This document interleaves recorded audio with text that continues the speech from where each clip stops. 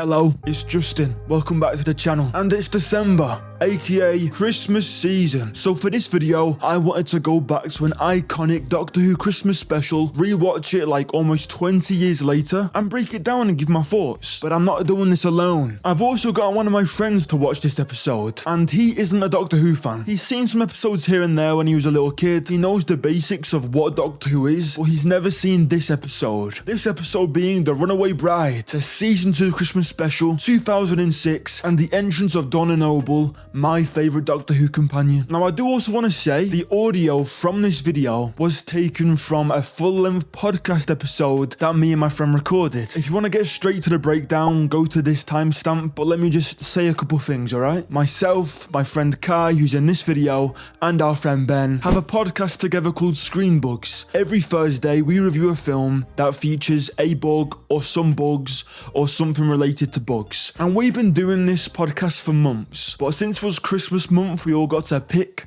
a Christmas film that has a bug in its review, and I managed to sweet talk my way into picking The Runaway Bride, because it's a Christmas Doctor Who special, it's an hour long, and it's got a massive spider monster. So Ben couldn't make it to the recording, but Kai could, and he's the one who doesn't really know quite as much and has never seen this before. So it's a very interesting dynamic. Now what you're about to watch is a full review of the episode, right? But if you watch this video and you enjoy it and you want more, there is a full-length extended podcast on all of the Screen Bugs platforms. So if you watch this video and you want more, you want to know the final ratings and get a few more conversations and funny moments, go down to the description and give it a listen. Okay, enough wasting time. Let's get into the review. This is my rewatch and breakdown with my friend Kai for Doctor Who The Runaway Bride. Kai, you're not that big into Doctor Who really, generally, are you? I used to be when I was younger, so like kind of like David Tennant, Christopher Eccleston, Matt Smith. I was really into it, and then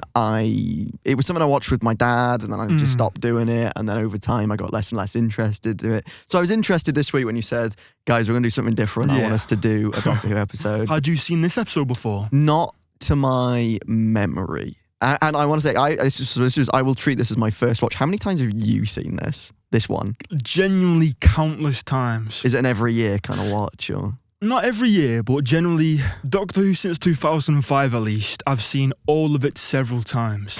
It's the general rule of thumb.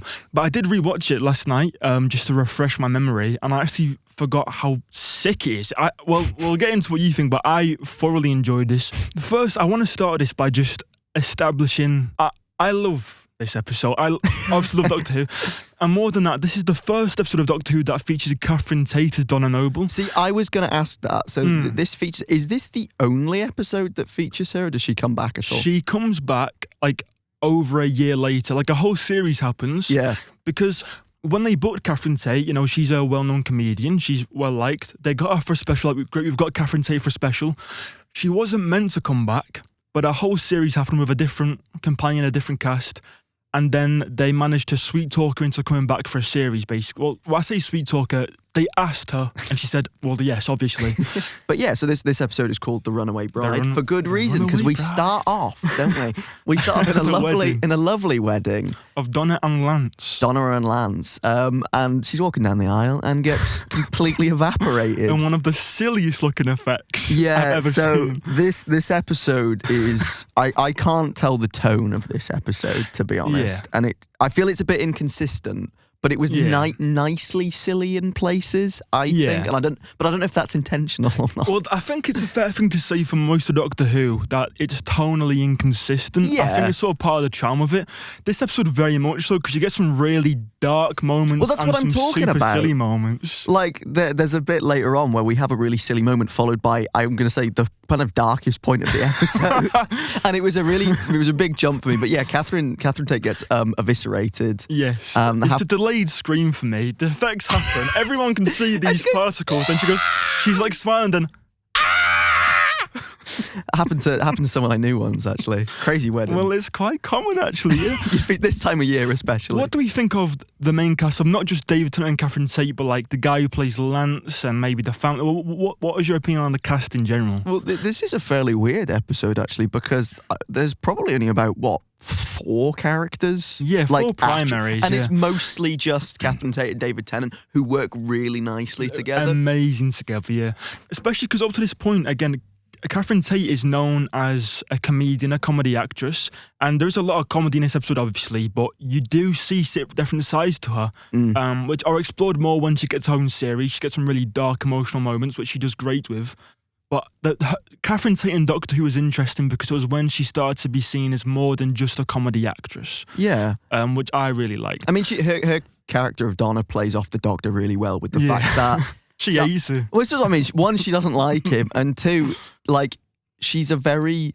Without being in a mean way, she's a very standard person. Yeah. She's very normal, and that's the point, because the Doctor's really weird, and she is the whole time being like, you're weird, mate. I'm pretty sure she does say that to him at some point. There's a long history in Doctor as well of companions in the old show and the new show of the companions are being people who are like wowed by the Doctor and like so. She's almost a straight man in this scenario, whereas like the weird stuff that the audience is used to, she's like, what the fuck is going on here? You know, there's a big spider. That's it. I think it's what one of the things that the Doctor's also, and as you can tell from the context of this episode, the Doctor literally the episode before has just lost a really close friend and is love that interest. The episode before? The episode right before, he loses someone forever who he loves and who he had not just a friendship with, but also a love interest, and they're gone, and he is mourning that, and suddenly Catherine Tate's in your shit. That's what I mean. It's very interesting. Is it the last episode of the season? Yeah. So the last episode of the season I just gone was that Lost, and this is the Christmas special coming right after the same year. Yeah, it's very weird to suddenly kind of introduce a new character. Yeah. Especially if you're going to kind of almost set it up as a companion right after we've lost. And they acknowledge it because she finds, what is it, a jacket or something? Yeah, a jacket. She's like, you've done this before. And David Tennant looks absolutely devastated, but you know. And he's like, he's going along with it and he laughs sometimes and he has some fun with it. But he's a mix of like baffled, and you can see that his mourning process has just been interrupted. There's a sadness in his eyes throughout this episode, I think. But yeah, so the episode kind of... the pacing's very quick in this episode, because we have the abduction. He takes her to, this Christmas market, because the TARDIS is all fucked up. And we get introduced to... the Santas. The robot Santas, yeah. Is that the first time we've seen them? Second time. The first Christmas special of Modern Doctor Who, which was the year before, also had them. Okay, because it does feel like something that they've seen before, because the way they talk about it is very casual. But to me, who's not seen that, I was like, what the fuck? And like, because it's very silly, because you've got these silly Santas in masks, and they point a tuba at the Doctor, and I'm meant to be like, oh, are they going to shoot him with a tuba? But obviously, if we've seen them before, they are. So that's the thing, because I remember very vividly watching this, because I believe I watched this episode before I watched the first one, right? Okay. And I remember very vividly, and even now, I think those robot Santas are a lot scarier than they really ought to be. Like, they're really eerie. They're quite uncanny. There's they're a mixture of actually fairly silly, but and you kind of look at them for a while and you go, okay, I'm a bit unsettled by that now. And like, sadly, I prefer how they look to how the actual robots look. Yeah. I think the Santas they just look a bit. Again, it's just the smiley face, the uncanniness is a freaky. It works to its advantage. And again, it's this weird thing with the episode of it's very silly, but there are some moments of kind of darker bits and stuff like that. It's very jarring. Yeah, to say the least. But I did enjoy it. There's a certain charm to it. I think it's one episode again. It represents the what's the word? Just the insane tonal flip-flopping of Doctor as a show. Yeah. How you can go from like a dramatic masterpiece, almost like an art house looking film about grief, and then you'll go to like, I don't know, like babies in space and a boogie monster. And those are two episodes that actually exist of Doctor Who. No, you're joking. You're not serious. There's not babies in space. There's an episode called Space Babies. No, they're fucking where the Doctor and companion goes to a spaceship, and the spaceship's run by babies who can talk, and the monster, which is the lower floor of the ship, is the boogie monster who wants to... You're yanking my chain, pal. This is a genuine... Not real. Google on your phone right now, Doctor Who Space Babies. It's like the Daleks, but if they were babies. It's amazing. Oh, it's recent Doctor Who as well. Okay. Damn, this wasn't that long ago. Fucking hell, writer's room, like, you know. By the way, babies and again, in space. Same writer who wrote this very episode. You're fucking joking. Oh my God, that's crazy. Very interesting, to say the least. Again, tonal stuff's weird. But yeah, we have this Christmas market. And I really like when we get the backstory for Donna and Lance and the whole reason behind their wedding. And this genuine, really like comedic bit of her telling the story and it cut into what actually happened. A lot of this episode feels like a sitcom. It does. No, it's shot like a sitcom. It feels like proper comedy writing. It's the things about when they're like they're trying to call a taxi and all these cars are driving past saying like what are they saying? Like one of them they're shouting at Donna like silly things. You're not fooling anyone, mate. And she's like, they think I'm in drag. Yeah, that's what I mean. That line specifically did make me laugh. It's brilliant. It's one thing I want to ask about. I was going to mention it before, but how do you feel about the performance of Lance's character? Do you have any thoughts? His performance is a very interesting one. He feels out of place. He feels very out of place as a character. He's not what I expect, because like when he's first introduced to him, he's just the husband to Donna, and we get a bit of backstory, and he's just their co-worker. And as we get into this episode, he just becomes more and more of like a cartoon, like a sitcom character. That's what I mean. I feel like there's obviously a lot of silly moments with the main cast. Catherine Tate and David Tennant. Those when it's just them, that works really nicely. There's a bit more nuance to it. I feel like Lance's actor, and I'm sure he's a great actor, right? He's acting like it's a bit theatrical, or like it's a CBBC show. Yes, that's how to put it. CBBC show is exactly how. And in a BBC drama, even if it's a silly one, there's some silly moments, some whimsical characters. The other actors, there's a bit more nuance to the performance. They're not. It seems to me like the guy playing Lance is like, oh, this is Doctor Who. It's the family show. I can, and it's the Christmas special kind of thing. We can cater this. And he's acting like that. You can tell he's acting. It's less natural than the others, which is one thing that I'd forgotten. I only like really realised watching it back, and that sort of grated on me a bit, because other than the main cast and like the Arachnos, he's like the other main character. And he feels out of place. He feels out of place. He doesn't, like, the Donna and Lance don't have good chemistry. No, for two people who are getting married, and obviously I know it's revealed later that that's not a genuine marriage. As soon as that twist is revealed, he becomes like this cartoon fucking mustache twirling villain. My favourite part of his maniacal villain laugh after revealing himself. Yeah, it's and obviously this kind of CBBC, I think you've put it really nicely there. It's really evident in when Donna returns to her family after running away, the Runaway Bride episode. And there's this moment where she starts, like, they're like, what's going on? And she starts crying, and she looked at the doctor and like does a cartoon like wink. And even for her character, it feels quite natural. It does, for her it feels right. And this whole scene is very weird, and then we get reintroduced to the robots, and we get this bit with the Christmas tree.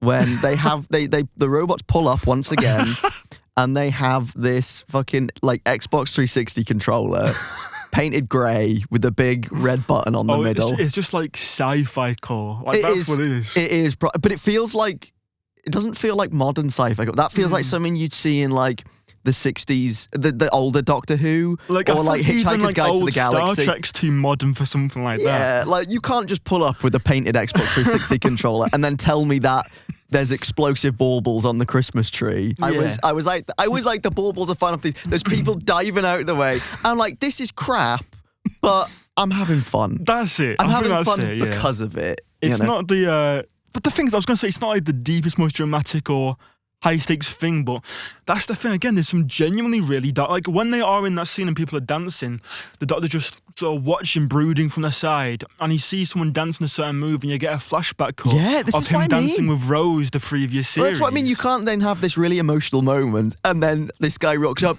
the Christmas tree's going to explode, and it's like how can we? I feel like they had the episode, and they were like, how can we make this Christmas? Yeah. And then some guy who's clearly off his tits on whatever he can get his hands on, he's like, what if the baubles exploded on the tree? And they were like, that's brilliant. That'll be Russell T Davies. That's Russell T Davies. He's got like a massive boof in his mouth. And then the baubles will explode. It'll be absolutely brilliant. That's my impression. And they go, of Rusty Russell, we're Davies. giving you all the money the BBC has to offer. And they actually probably did. Yeah, I know. And it probably paid off as well.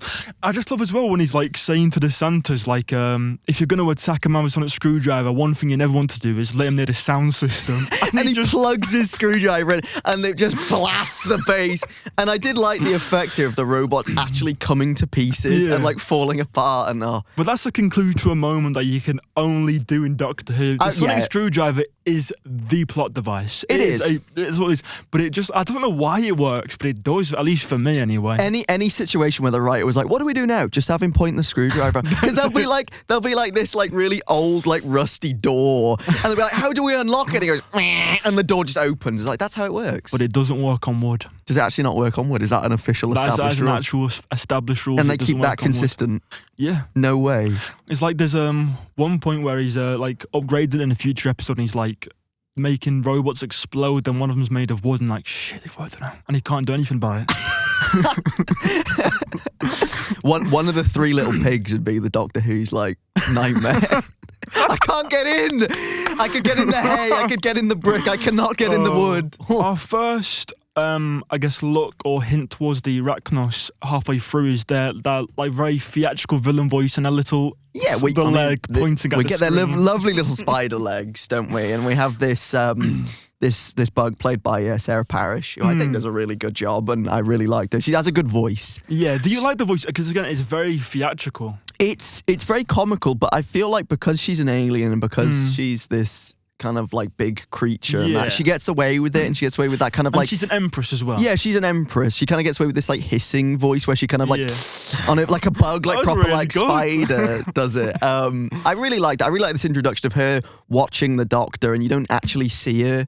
Yeah, there's a build up to her, which I like. We get introduced to this basement and all these bubbling tubes and a lot of green light. Yeah, they were quite heavy. I was like, they went to fucking Greentown over here because they go down and on either side of the corridor there's these giant green lights. And we meet Arachnos properly as well. Although that place with the blue tanks and the green light and stuff. Have you watched the Scooby-Doo live action film? It feels like it's set from that. It does. It's very typical like mad scientist like bubbling and like smoke, and they've got the dry ice machine in there. And that'd be a crossover. Scooby-Doo and Doctor Who. That'd be fucking brilliant. Call it Scooby-Who. Oh, get it in good. there, you know? That's really good. But this is what I mean. This episode's very bizarre in this segment because they get segues, don't they? They get the segues. I love that moment because, again, it shows the dynamics of the characters. The Doctor's hesitant in this moment because he's going through a lot. Yeah. Donna, she's a bit annoyed, but she looks at how ridiculous it is that they're on segue. She starts laughing. The Doctor takes a moment and he starts laughing, and Lance is not having it at this point, is he? It was a very weird moment for me. It's not the direction I expected them to take in the episode, and I literally went... because like, I'm not going to be like, you know, but I was watching, I was like, you know, it's just silly. It's a nice. I just love that the characters acknowledged how ridiculous it is. There's that kind of recognition of, all right, we're going to be goofy this episode, but it's a fun, and it feels like a nice kind of reward for, obviously the last episode was very serious, very like melodramatic, and it feels like a nice kind of breath of fresh air of like, look, we know what's just happened. We don't want to hammer your emotions every week. Here's a bit of silliness this week. I think that's part of the approach of this episode is because the last series finale was so gut-wrenching. They wanted something a bit more lighthearted. It's why they would have gone to a comedy actress to be the co-star for it. We meet the Arachnos properly. Can I just say, that's a fantastic costume. Oh, yeah. The Arachnos looks amazing. Arachnos looks so good, and she's got this big red body and different legs. eyes and stuff. Yeah, the eyes blink as well. The eyes, she's got her set of eyes and her other set of eyes, and they blink as well. She's got these blacked out pupils. Oh, and the teeth as well. She looks really menacing, actually. Sadly, she is also hindered by this costume because it's such a big, grand costume, but she can't move.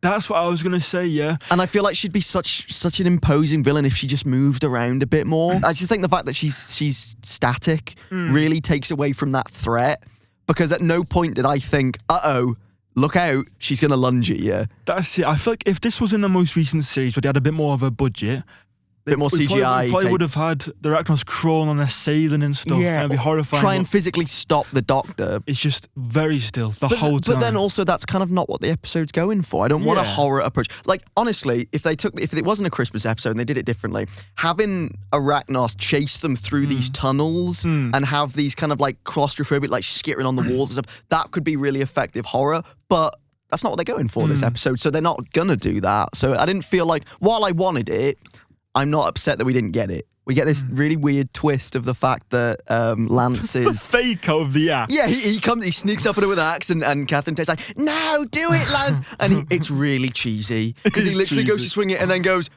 what? You thought? And it's like... there's the maniacal laugh and like... yeah, it's like... it was all... it's really hammy in this moment. It feels really... the acting from Lance isn't great. It feels like it almost feels like a GCSE acting, GCSE drama. Like, oh, you thought. The thing is as well, because it actually, in the reality of the situation, it's a really heartbreaking moment, and we see that on Donna's face because she says, oh, but I loved you, and he says, that's what made it easy. That's a devastating line. But because Lance is this like mustache twirling kind of lackey, I don't see Donna falling for this guy. He's boring. There is no sense of this was a relationship. It's like Donna loves him and he just hates her. And after this reveal, he's really mean to her and really horrible for kind of no good reason. Like, he talks and he's like, I don't want to be with someone who's excited for the next Pringles flavour. There's like a little moment where we get some good characterization for the Doctor because she's really sad.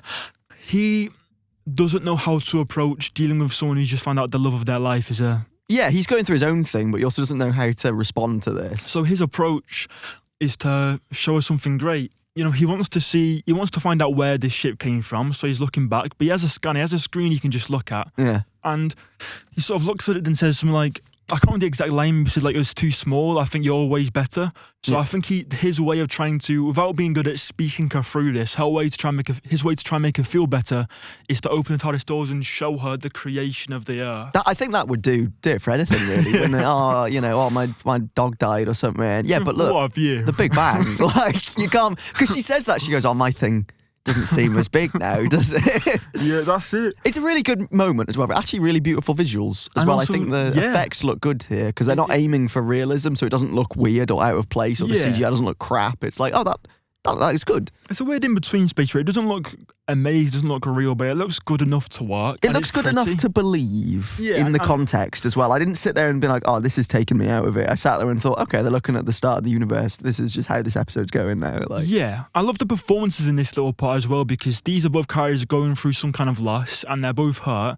But they're looking at this thing and they're laughing and joking and smiling, and the performances are just incredible. That's what I mean. These Donna and the Doctor, when it's just them together, I think that's where the episode's at its best. Absolutely, I agree. 100%. This next bit's weird because they go back. Donna gets captured in a very comedic moment, doesn't she? Which did make me laugh, actually, because the Doctor is screwdriving this door.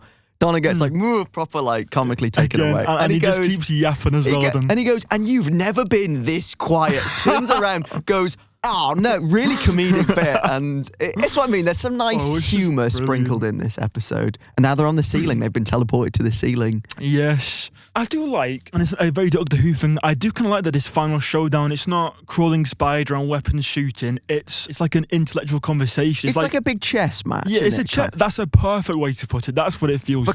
Because the Doctor appears to save the day. Arachnos goes, no, we're going to shoot you with our realistic British military guns that we acquired from the British military. And the Doctor goes, pulls out the Xbox 360 controller with a button on, presses the button. And he pulls out all of the baubles from the tree. They're unexploded baubles, mind you, and tosses them off and blows up the kind of facility and releases the River Thames. I'm going to say, I think I'm not familiar with Doctor Who. This feels like one of the darker moments of the Doctor. It is. In all of the fan edits of the David Tennant's Doctor. That you've made. I've not personally made them, but they're all on my For You page, all social medias, where you'll get a look of him being silly. He's being silly. Then someone says something to him like, Doctor, you shouldn't travel alone. Then the music stops and goes into black and white, and it's him looking down whilst the River Thames is going in. Because essentially the Doctor unleashes the River Thames and drowns a bunch of children. Yeah. Essentially. Obviously, they're evil spider baby children, so it's not the end of the world. But there's a really because the Empress is like screaming. She's like, no, my babies, my babies. Yeah. Donna looks horrified. Meanwhile, the Doctor he's like covered in water and there is no expression on his face. No remorse, no nothing. And I think it's safe to say as well that I reckon that moment is why Donna would hesitate to go with him afterwards. Because there's a scariness to it, she says, you scared the hell out of me. Yeah. And especially after he's been fairly light-hearted this whole episode, to suddenly be like, no remorse, I've killed children. And I think it's, again, the grief that's within the character, and also the fact that he's tried to talk to this creature who's so determined to do this evil thing. He's like at his limit. This is like the last resort. Yeah, and he doesn't just flood them and set the place on fire. He waits and he savours it. This place is flooding and on fire. He's in no rush, is he? He's in no rush, and it takes Donna having to say to him, "You can stop now." And then she demands to be teleported back to a ship. She goes up to a ship, the Arachnos, and then he says to Donna's like, "What are we going to do about that?" And he says she's used all the human particles. She's defenseless. And then it cuts to military tanks. Blowing up the ship, and the Arachnos screaming in terror. Yeah, like burning. And she goes, "Ah!" And obviously it's followed by a really nice moment where the Doctor returns Donna to her home, and it's Christmas time, and everyone's kind of having dinner and that, and he says, and she's like, "Oh, come in for dinner, have a really nice moment." And the Doctor goes, "Yeah, all right then." And he tries to leave. And again, I think that's a character who is he's tormented in this moment. Yeah, he's tormented by loss, by grief, and he doesn't want to form these kind of connections with people. We get one of the most, in my opinion, best acted and beautiful bits of actual drama when she's saying, "I'm never going to see you again," and they have a little talk. And he invites her in, and she turns him down. She says, "Yeah, I'm not going to temp anymore. I want to travel, but this is how you live your life, isn't it? That's what I mean.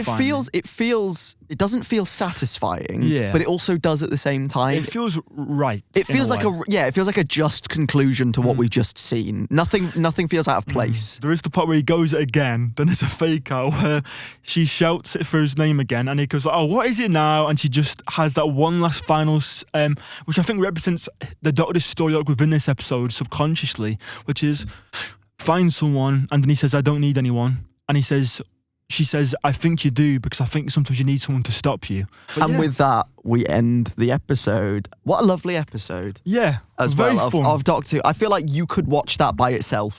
I did. Yeah. I didn't feel lost. Again, I feel with this episode you can kind of watch it as Donna, and everything you experience at the same rate she does. You relate to her, don't you? Yeah. You can either, if you're a Doctor Who fan, you relate to the Doctor. If you're a new person, you relate to Donna, and there's a nice, it's that nice back and forth between them. I hope you all enjoyed this video. It was really fun to rewatch the episode and talk about it with Kai. Again, if you want to hear the full 45-minute version of this podcast, as well as our final ratings at the end, go to the link in the description and go give it a listen on Spotify or wherever else you listen to podcasts, or even just give us a follow, give us some support. It would really mean a lot. Thank you. Now, before I let you go, there's one other thing. If you enjoy my personality, my voice, my absolute hilarity, I actually have a gaming channel. And for December, for Christmas month, I'm uploading at least twice a week on that channel. So there'll be a link to that channel in the description too, and somewhere on the screen right now probably. Go subscribe to that channel, watch some of the videos, and enjoy Christmas month over on the gaming channel with me. That's all. Thank you so much. And finally, thank you to the members. 2026, I'll start putting out members content. I promise I will. I'm so busy, but I'm going to make it happen for you.